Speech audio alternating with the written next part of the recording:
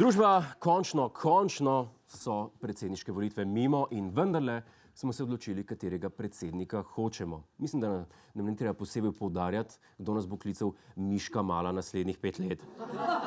Poudariti pa je treba, kako tesen je bil rezultat. Pahor je na koncu zmagal z manj kot 6% razlike, zaokroženo bilo je 53 proti 47 za Boruta Pahorja. Med Pahorjem in Šarcem je bilo samo 40 tisoč glasov razlike, oziroma malo je manjkalo, pa bila 50-50. Zdaj, na našo žalost se to ni zgodilo, kar bi bil velik špas, ne? Zakaj? Volilna komisija pravi, da v takem primeru pride do žrebanja. Dajte pomisliti, predsednika zbereš na isti način, kot sedmico na loteriji. In tle se mi poraja vprašanje, zakaj je žreb samo rešitev v sili? Zakaj ne žrebamo že na začetku? Hitrej, cenej, pa bolj špasno bi bilo. No, v Šempetru, kjer je volil Pahor, je skoraj izbruhnil škandal.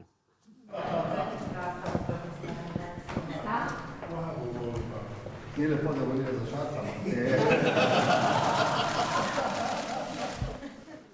Najlepše pri tem je, da se lahko on zajebava, ampak nikoli ne bo vedel, ali je mama res volila zanj.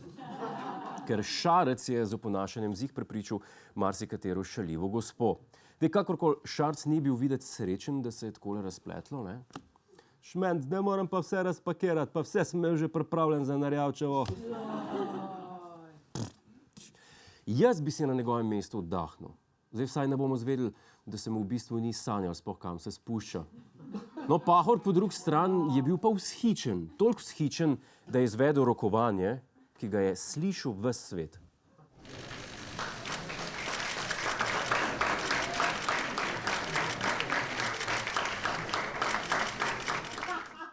Malo trumpovsko je že to vse skupaj, ne? Najprej je Pahor stisnil Šarca, pa je Šarc Pahorja nazaj, ne? Potem sta dokazovala, ko je jači, ko ima večja muda. Na koncu pa sta imela v rokah manj krvi, kot pri nasilni masturbaciji. True story. Ne si tega predstavljati, prosim. Glejte, za tem rokovanjem ni neke hude skrivnosti. Iz Pahorja se je zlila vsa agonija zadnjih nekaj tednov, ko je dojel, da ni sposoben za nobeno drugo službo. Šarc gre lahko nazaj za župana ali pa na Radio Gaga, kamor če. Kam pa Pahor? Kaj ne gre na brezplačno pripravništvo na komunalo? On fizično delo obvlada sem takrat, ko je kamera zraven. Ampak okej, dajmo se na tem mestu vprašati eno stvar. Zakaj bi nekdo sploh hotel biti predsednik? Aj štekam, imaš svojega šoferja, spoznavaš slavne ljudi, pa brez posledic lahko bleješ neumnosti, tja v en dan. Predvsem pa zaradi ene stvari. Plače. Predsednik Slovenije na mesec dobi 5419 evrov mezde. To ni toliko malo. To ni toliko malo. Jaz Pahorja čisto štekam. Pojdite vi meni povedati, gospod stari, novi predsednik, a 5 jurjev je za vas zdaj dost? Jaz od svoje plače ne morem preživeti. Ja, jebat ga. Mimogrede, a se spomnite, ko so ga vsi hoteli raztrgati, ko je to butno na planu? Se spomnite par let nazaj? Mislim, izjava je res debilna, se strinjam, ampak tega človeka smo zdaj že drugič izvolili za predsednika. Sem prav, se zamisliti. Ampak mene zdaj malo skrbi, kaj bo z Borutom čez 5 let, ko ne bo več mogel biti predsednik. Penzije v Sloveniji niso lih pohvale vredne, on pa niti s 3 jurji ne sfolga. Koliko je dobijo bivši predsedniki, recimo, ne vem, Kučan? Zato pa Milan Kučan še vedno prejema pokojnino v znesku 2365 evrov bruto in slabih 2000 evrov dodatka, s katerim doseže 80% predsednikove plače oziroma 4750 evrov na mesec. Koliko? To je vsaj 10 povprečnih penzij. Zakaj? Pa kaj dela bivši predsednik? Na kavo hod z Zemljaričem, na proslavah gre na zakusko, pa kakšno pismo pošle. Meni se zdi, da tle zih nekaj ne štima. Zih se v parlamentu strinjajo z mano. Han, ti mi deluješ tak priseben človek. A ne bi mogli nečesa spremeniti? Dej povej. Jaz bom tako rekel, ta moment ni nobene potrebe, da se zadeva spremeni, ne ostane tako, kot je. Poslanec Han ne bi ničesar spremenil. Da vi tega ne veste, ampak če bi šla kamera malo bolj nazaj, bi videla, da izven kadra stoji Kučan, pa mu pištolo v betiso drži. Gospod Han, pazite, kaj boste povedali. Lejte, če mene vprašate, je to za enega penzionista, od kjer ga ni nič čist preveč denarja. ne? Medtem ko... Ne, kaj pa je to?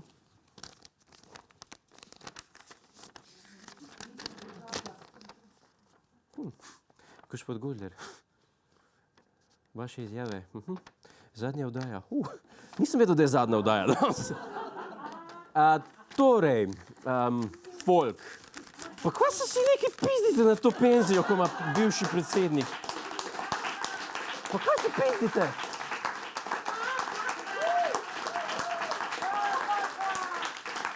On ta denar nujno rabi. Pa je treba dati denar Janši, da ga omenja, pa ohranja relevantnega. Ne more vsega dela opraviti trač revije. Pa se zdaj se mi, da ni. Ja. Pa nekako je treba promovirati svojo knjigo z javnimi akrobaciji pred njegovo bajto. Da ne omenjam procentov, ki jih treba dati Sorosu. Z vsakim stricem iz ozadja stoji še en stric iz ozadja.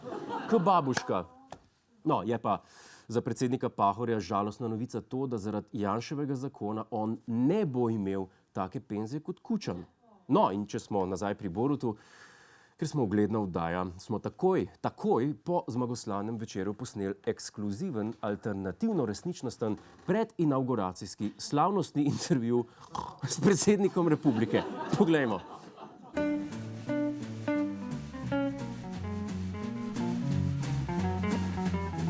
Pozdravljeni, gospod predsednik. Dobrodošli spet pri nas. Povejte mi, kakšni... Ne. Kaj ne? Just joking. To ste malo hudomušni, ker ste zmagali drug krog, ne? Vam je malo oddahnilo, je tako? Ne. Ni vam oddahnilo? To je pa čudno. Človek bi rekel, da ste zmagali drugi krog, odvalil kamen od srca, ne? Ste doživeli kot neko sprostitev energije, kot neko ejakulacijo. Mimogrede, kdaj pa ste doživeli prvo ejakulacijo? Takoj po gimnaziji. To je pa kar pozno, ampak kdo sem pa jaz, da tlele govoril? Jaz še nisem. Povejte, kako bi opisali drugi krog? Slišal travo rast. Pa kaj vi jeste, gospod predsednik? Štruca bela kruha? Štruco belega kruha. Po kruhu ste slišali travo rast. No, me prav zanima, koliko ta kruh stane. 14,20 €. Ste na vaši poti po Sloveniji obiskali res kakšno grdo, umazano in zanikrno mesto? Bil sem tudi v Celju. Kaj pa dekleta? Povejte malo o tem. Ste vendarle ženskar. Razumem, da vas to zanima. No, seveda me zanima, kako me ne bo zanimalo. Povejte, a ga kaj biksate okoli z ženskami? Ja, včeraj sem eno odložil na nočno marco. Tako se pa ne dela z dekleti, gospod predsednik. Tukaj je več teorij. Gospod predsednik, zdaj pa se pejva eno igrico. Ponovite za menoj.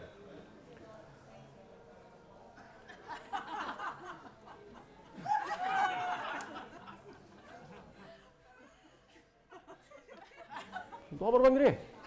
Ste kar talentiran. Nisem pomislil, da ima zdaj neko razmišljanje, je to res. Dobro, za konec še, imate kakšen nov izdelek za osebno nego? Ok, olivno olje. Dobro, gospod predsednik, zdaj pa mislim, da je bilo dosti neumnosti za 5 let. Dajte se malo v roke vzeti.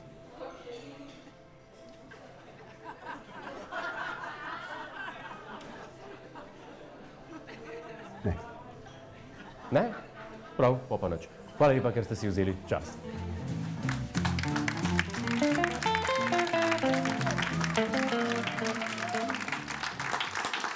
Hvala, dragi montažer, za tvoj dragocen čas. Po tretjega kroga ne bo, mi pa smo, upam, uspešno zaključili s preseneštkim cirkusom. Gospoda Pahorja vabim k Valdeke in Špič.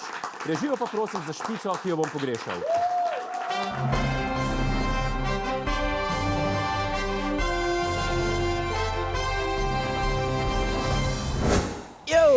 To je naš YouTube kanal. Klikni na ta gumb in se naroči, da boš na tekočem.